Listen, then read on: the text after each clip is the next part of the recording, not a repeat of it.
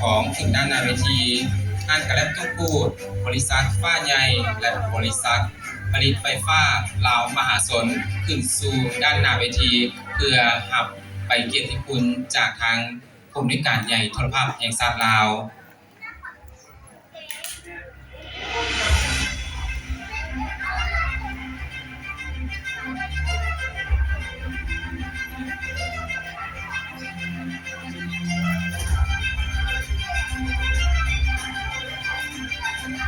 เจ้าและในโอกาสนี้ขอเรียนเชิญทางปริญญาเอกวรรณติคำบานวงศาผู้อำนวยการใหญ่โทรภาพแห่งชาติลาวให้เกียรติขึ้นมอบใบเกียรติคุณให้กับผู้อุปถัมภ์ในการจัดงานกิจกรรมวันเด็กครบรอบ101 ปีในปีนี้ขอเรียนเชิญ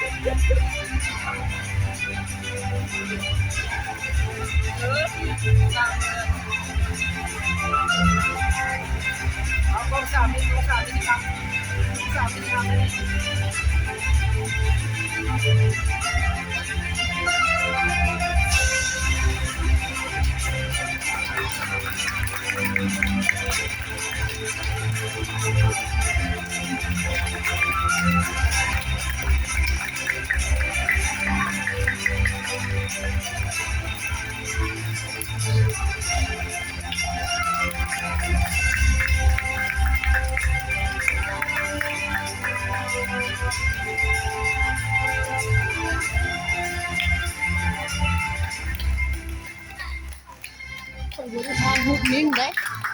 เอาวิดีโอ